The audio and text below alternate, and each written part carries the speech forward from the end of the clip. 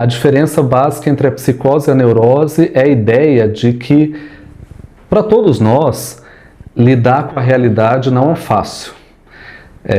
Viver e enfrentar as dificuldades do nosso dia a dia não é fácil para ninguém. Para algumas pessoas isso se torna mais difícil e elas criam mecanismos mentais para lidar com essa realidade. E dentre esses mecanismos, algumas pessoas distorcem uma parte da realidade. É isso que a gente chama de neurose. Então, neurose é quando a pessoa, diante de uma dificuldade que ela está enfrentando, ela cria um mecanismo ali na mente dela que distorce uma parte da realidade. Ela passa a ver uma parte da realidade de um jeito diferente do jeito que a maioria das pessoas vê. Agora, na psicose, esse mecanismo ele é mais profundo. Na psicose, a pessoa, diante dessa dificuldade, ela quebra o vínculo com a realidade compartilhada, e ela cria uma outra realidade, uma realidade alternativa, que é própria dela, que só ela vive. Então, quando a gente fala do indivíduo psicótico, a gente fala que ele está vivendo numa realidade que ele criou, é um mecanismo da mente dele, que é diferente da realidade que as outras pessoas vivem. Importante a gente entender que ele não cria de propósito, não é uma coisa que ele faz de uma maneira pensada, planejada, é um mecanismo que a gente fala que é inconsciente. Ele faz isso sem ele perceber que ele está fazendo. Importante também a gente lembrar que tanto a psicose quanto a neurose, elas geralmente têm relação direta com algum momento muito difícil que a pessoa está vivendo. A gente chama isso de evento traumático. Então a pessoa às vezes vivencia um momento que é tão difícil, que é um momento ali de ruptura, de trauma, de algo tão intenso que ela acaba tendo que lidar com essa realidade que é insuportável através desses mecanismos.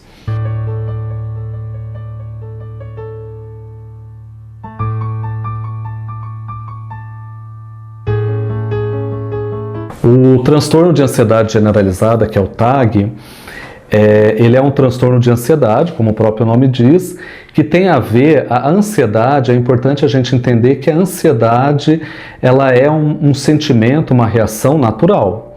Não só natural, como ela é desejável em determinadas circunstâncias. A ansiedade ela é um mecanismo biológico, evolutivo, que ela nos ajuda a nos prepararmos para lidar com uma situação adversa. Então, quando a gente fica ansioso, a gente tem uma expectativa de que algo vai acontecer, uma coisa ruim, e a gente dispara uma série de mecanismos, né, corporais, físicos, psíquicos, que nos ajudam a nos preparar para lidar com aquela situação. Isso tem uma função evolutiva, né? Quer dizer, o animal, quando ele se vê diante de um predador, ele tem uma reação de ansiedade, porque dispara uma série de mecanismos para que ele possa ter uma reação que ajude ele a fugir do predador. Isso se transforma num transtorno quando essa reação ela passa a ser desproporcional ao evento que desencadeia e ela passa a trazer prejuízos na hora da gente enfrentar aquele evento adverso. Então, por exemplo, eu tenho que fazer uma prova amanhã. Naturalmente eu vou ficar ansioso, eu vou ficar preocupado, e essa preocupação, essa ansiedade, ela vai me ajudar a me preparar para a prova.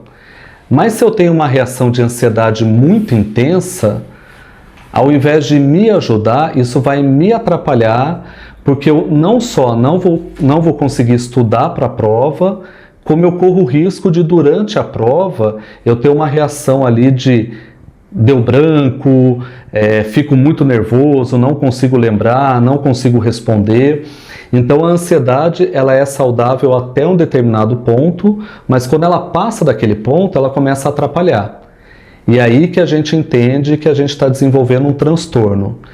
Quando a gente fala da ansiedade generalizada, como o próprio nome diz, é aquela pessoa que tem um nível de ansiedade elevado durante a maior parte do tempo. É uma ansiedade difusa, não tem uma causa específica, a pessoa fica ansiosa mesmo sem saber por que ela está ansiosa. Então, por isso que é generalizada, ela começa a acontecer o tempo todo e isso começa a atrapalhar a vida da pessoa. Porque, inclusive, a ansiedade, ela é saudável quando ela vem em determinados momentos, mas se ela acontece o tempo todo, ela começa a trazer prejuízos, inclusive prejuízos clínicos, né? A gente fala que a pessoa que tem ansiedade muito intensa e muito frequente, ela pode começar a ter, inclusive, alterações clínicas, alteração de pressão, ela pode começar a comer demais, a dormir de menos, e isso começa a trazer uma série de alterações para a vida daquela pessoa que vão trazendo prejuízos. A partir do momento que está trazendo prejuízo, é o momento em que a pessoa precisa procurar ajuda.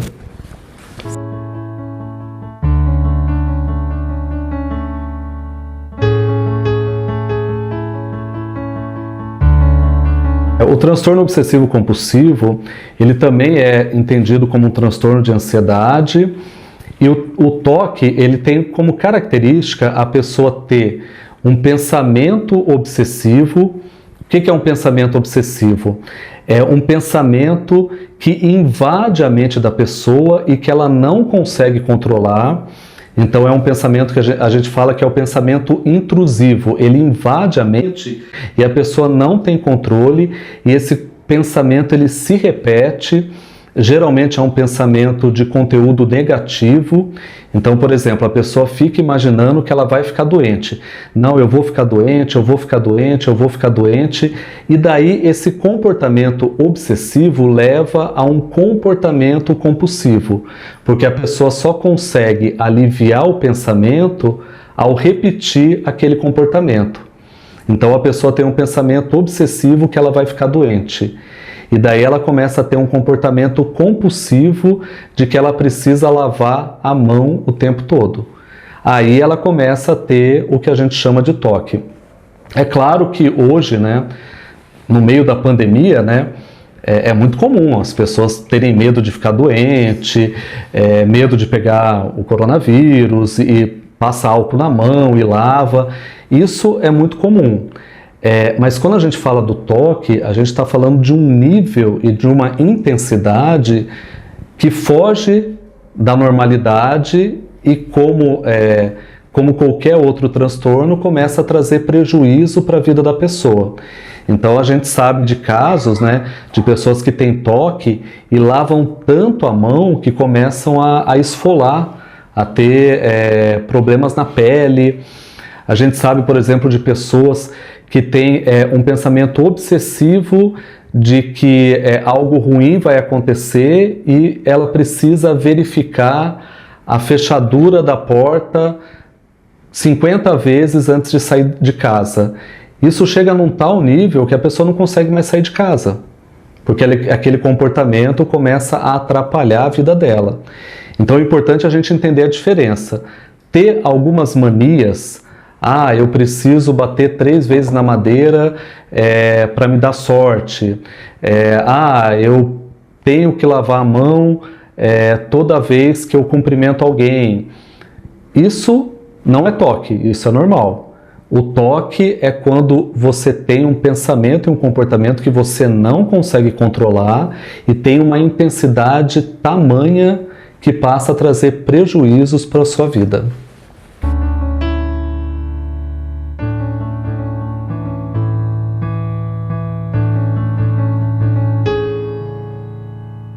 O transtorno afetivo bipolar, que a gente chama de TAB, né, é um transtorno do humor. Então é importante a gente entender o que é humor, né? Porque quando a gente fala de humor,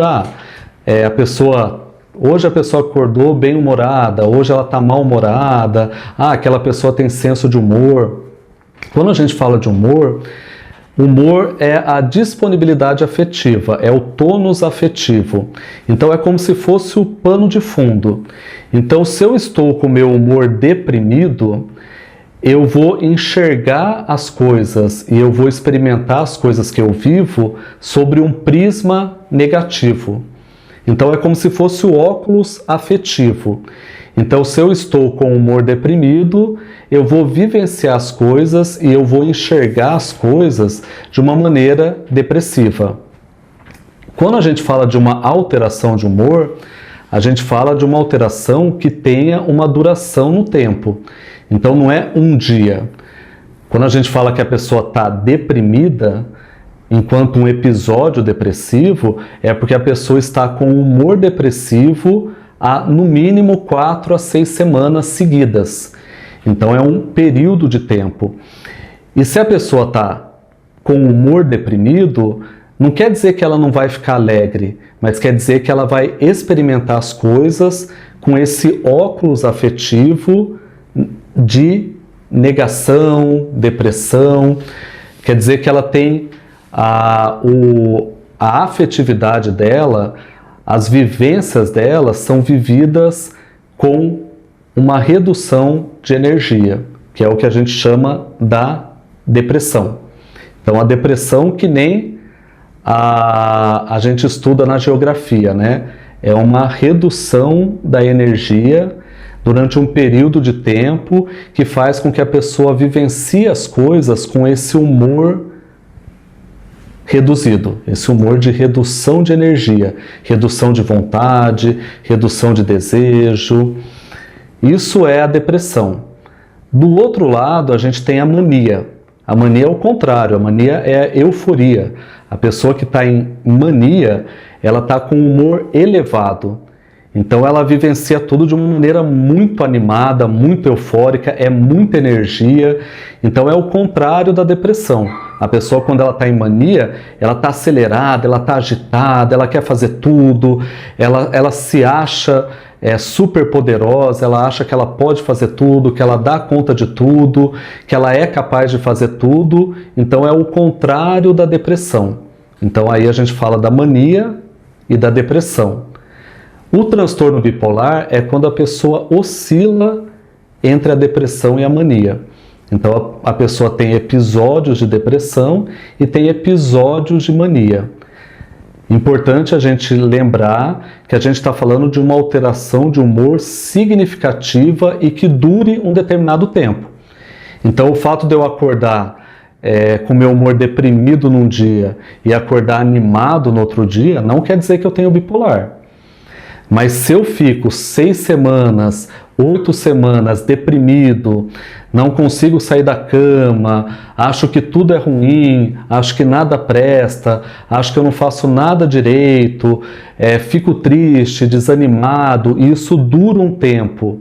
E depois eu fico animado, eufórico, e acho que eu posso tudo, e que eu sou capaz de tudo, e que nada me segura, e que não existem limites. Aí eu tenho uma oscilação de humor que eu vou entender como um transtorno afetivo bipolar.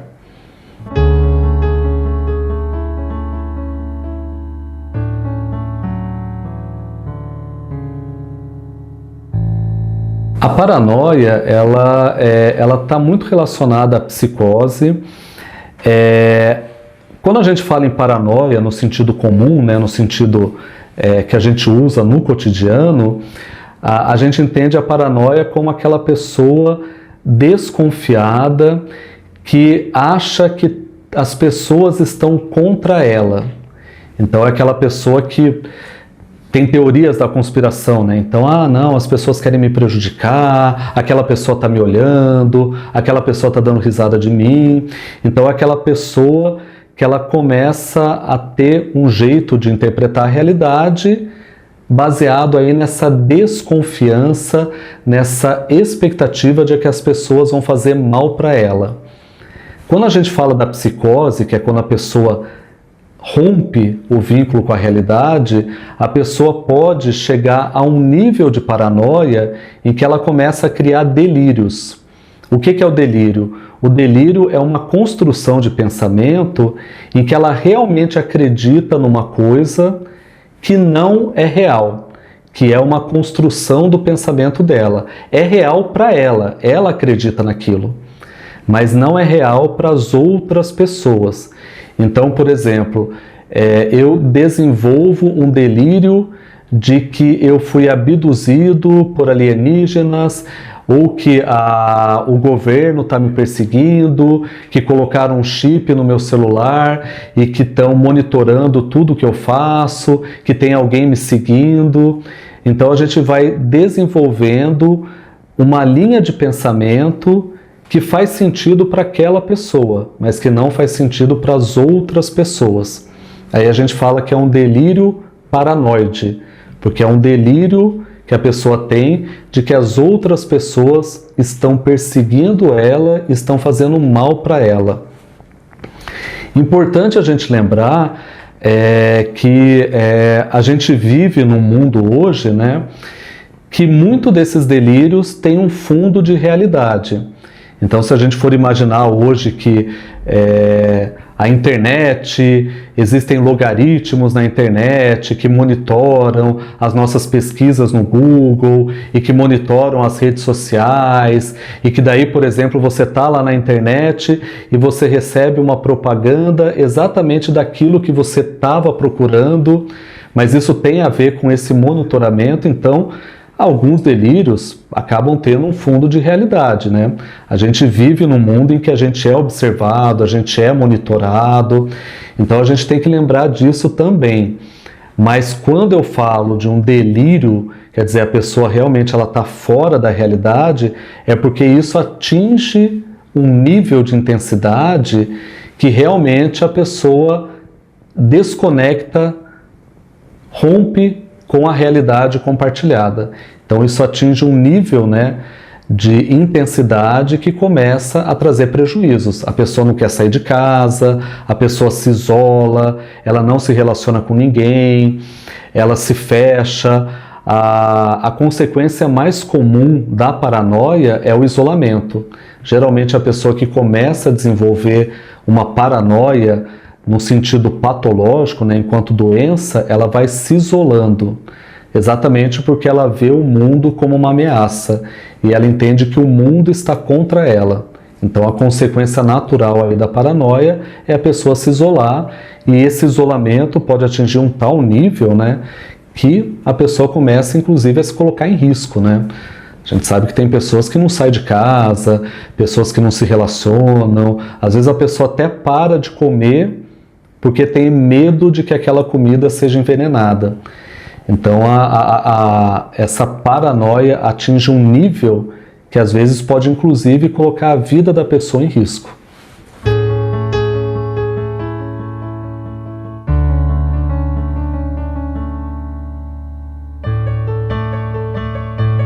O narcisismo tem muita relação com a paranoia. Quando a gente fala de narcisismo, né, as pessoas veem o narcisismo de uma maneira muito negativa, né? Geralmente é um termo que tem uma conotação negativa. Para a gente começar a entender o narcisismo, da onde que vem o termo narcisismo? É do mito de Narciso, que é um mito de um jovem, é um mito da mitologia grega, o jovem Narciso. Uma ninfa se apaixonou por ele, ele negou o amor dela porque ele não se interessava pelo amor, e daí a deusa do amor, como vingança, condenou ele a se apaixonar pela própria face. E daí, ao se contemplar nas águas de um lago, ele acabou vindo a se afogar ao tentar abraçar a si mesmo. Então esse é o mito. Então qual que é a ideia do narcisismo? A ideia do narcisismo é aquela pessoa que ela é voltada para ela mesma, ela é voltada para si mesma, ela é autocentrada. E ela é autocentrada num tal nível que ela começa a se distanciar das outras pessoas. Então quando a gente fala que aquela pessoa é narcisista, a gente está falando de uma pessoa que é centrada nela mesma. Importante entender que o narcisismo ele faz parte do desenvolvimento. Então a criança, o bebê é narcisista. O bebê é narcisista porque o bebê ele acha que ele é o centro do mundo, porque ele ainda não aprendeu que o mundo é separado dele. O bebê acha que o mundo e ele são a mesma coisa.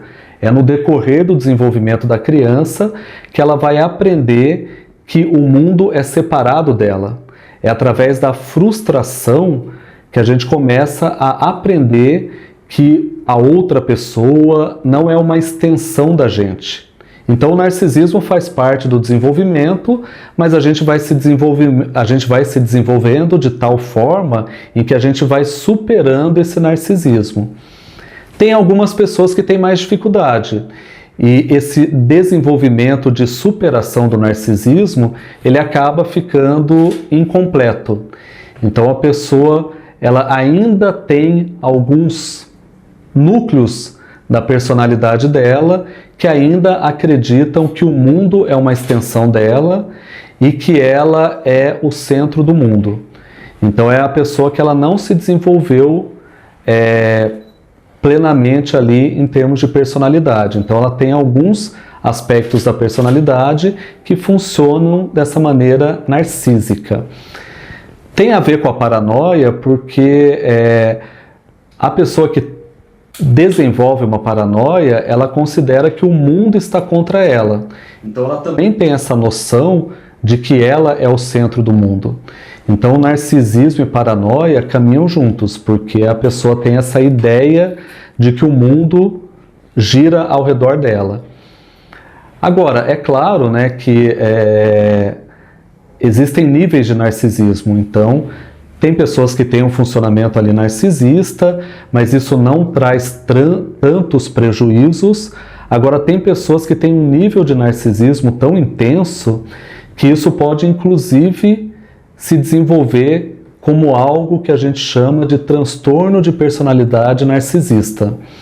A pessoa tem uma personalidade que é organizada em torno desse narcisismo e isso começa a trazer prejuízo para a vida dela, porque ela tem dificuldade nos relacionamentos, ela tem dificuldade em lidar com as frustrações, ela se isola, ela vive uma vida autocentrada que tem a ver com o desenvolvimento da personalidade dela, que se desenvolve ali desde a infância, adolescência, e isso começa a trazer prejuízos principalmente para os relacionamentos.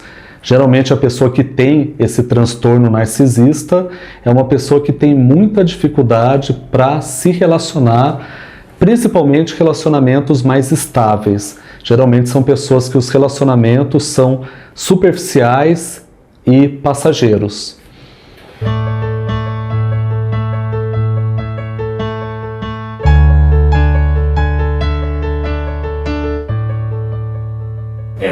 Esse diagnóstico é fácil esse diagnóstico ou não? É um processo... Eu acho que qualquer diagnóstico de qualquer transtorno, você tem que olhar para um período de tempo. Você nunca dá um diagnóstico baseado no que você observa naquela pessoa naquele momento. Você tem que olhar numa perspectiva de pelo menos ali alguns meses para trás, mas o ideal é que você olhe para a vida inteira da pessoa. Quando a gente vai dar um diagnóstico, a gente costuma olhar desde a infância, adolescência, a gente costuma olhar para toda a história de vida daquela pessoa.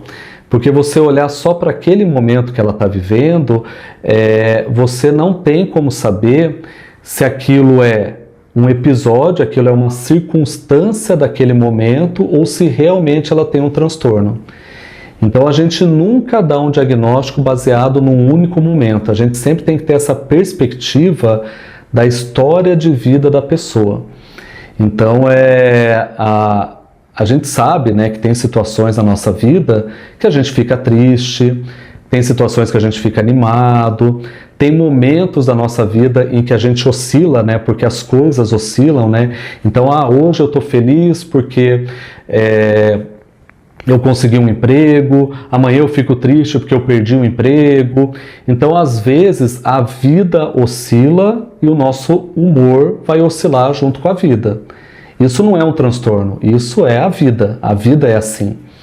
Agora, quando a pessoa começa a ter essas oscilações de uma maneira muito intensa, que perduram no tempo, quer dizer, duram um tempo considerável, e isso começa a trazer prejuízos para a vida da pessoa, aí a gente entende que tem alguma coisa errada e que ela precisa procurar ajuda.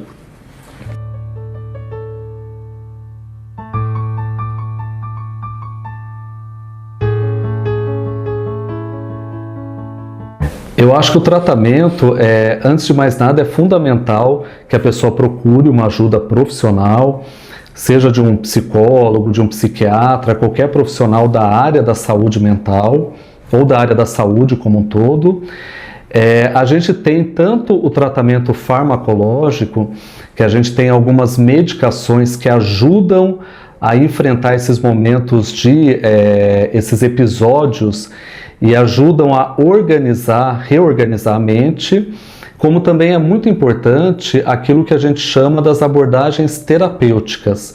Então, se a gente entender que a pessoa ela entrou no funcionamento psicótico, ela está num episódio psicótico porque ela está enfrentando uma situação da qual ela não está dando conta, através da conversa com o profissional, que é o que a gente chama de psicoterapia, ela pode encontrar recursos dentro dela mesma para poder lidar com aquilo de uma maneira mais saudável.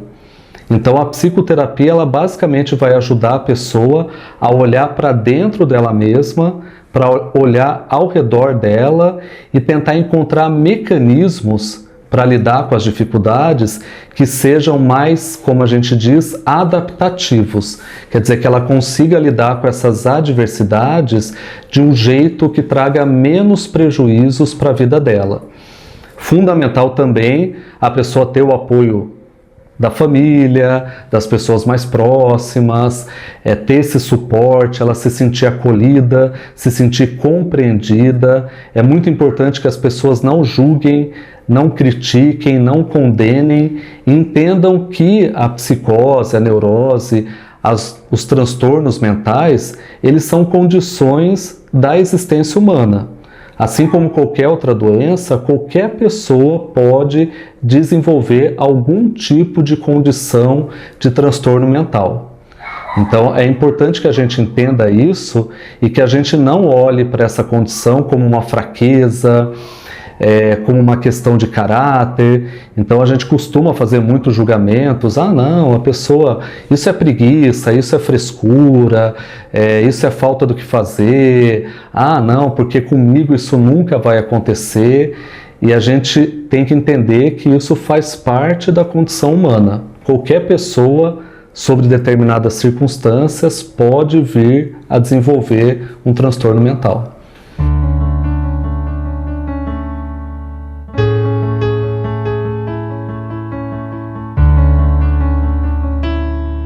Eu acho que a pandemia, a gente costuma falar que a pandemia é como se fosse uma tempestade perfeita que tem um conjunto de fatores que vão impactar na saúde mental.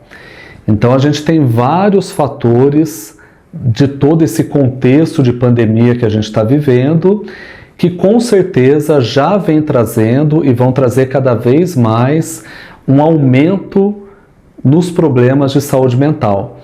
Então a gente começa pela questão do isolamento, pela questão do medo de se contaminar, pela questão da crise econômica que a gente está vivendo, as sequelas de quem teve formas graves de Covid. Então a gente já sabe que o Covid causa sequelas neurológicas, além das sequelas psicológicas, das pessoas que ficaram internadas, que foram entubadas, que viram a morte de perto, a questão do luto.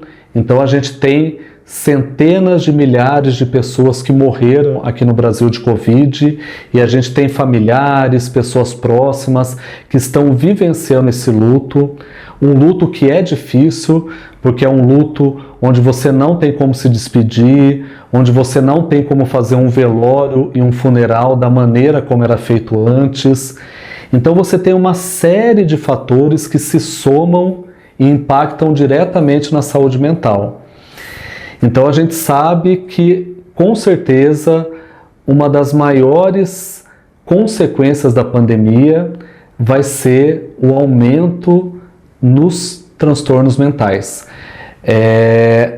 A gente entende, né, até baseado em outros eventos catastróficos que já aconteceram, eventos de guerra e outras pandemias, que esse efeito da pandemia na saúde mental, ele demora um pouquinho mais para aparecer. Então, num primeiro momento, ele aparece de uma maneira mais tímida, ele tende a aumentar, mas ele vai perdurar por mais tempo. Então, mesmo depois de superada a pandemia, e a gente espera que a pandemia seja superada em breve, a gente ainda vai lidar com as sequelas sociais, econômicas e de saúde mental.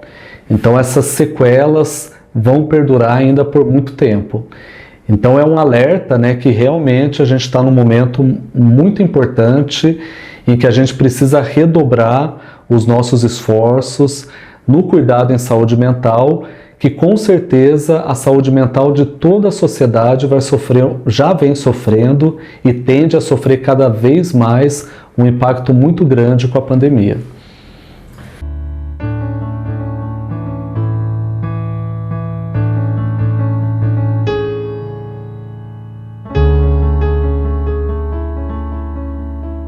Tem um livro nacional, né, um livro brasileiro, que eu acho que é uma obra de arte, né, que é do Machado de Assis, que é O Alienista, que ele escreveu lá no século XIX, há 160 anos atrás, 150 anos atrás, e que é um livro que descreve um médico que vai estudar na Europa e volta para o Brasil com ideias a respeito do tratamento em saúde mental, e que daí ele cria um hospital psiquiátrico. E esse livro é fascinante porque há 150 anos atrás o Machado de Assis já antecipou o que a gente vivencia hoje, que é a patologização, a medicalização da vida. Então hoje as pessoas acham que tudo é patologia, é doença e precisa de tratamento. E a gente tem que tomar muito cuidado com isso, né? Porque existem pessoas que têm transtornos mentais, mas a gente não pode esquecer que a vida, ela é feita de tristeza, de alegria, de frustração, de angústia, de ansiedade, de narcisismo.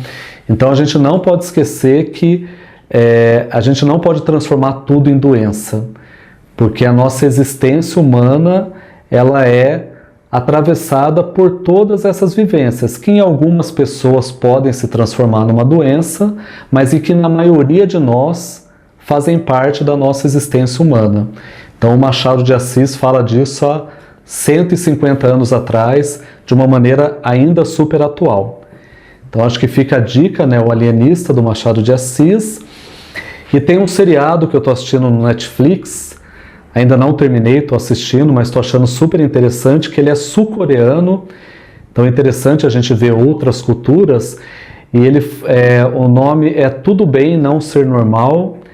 E ele fala de uma escritora que tem um diagnóstico de borderline e tem toda uma situação de traumas de infância, e de um enfermeiro de hospital psiquiátrico, e como eles se conhecem, e eles têm uma relação, e o irmão desse enfermeiro é autista, e eles se encontram no hospital psiquiátrico, e é muito interessante como esse seriado vai trabalhar essa questão aí, como eu já disse, né, de que existem transtornos mentais, mas a gente não pode esquecer que a transtorno mental é uma parte, mas que existe um todo muito maior que as doenças, que é a nossa condição humana, que é uma condição de fragilidade, é uma condição de sofrimento, mas também é uma condição de potência, é uma condição de solidariedade. Então, o quanto que o ser humano,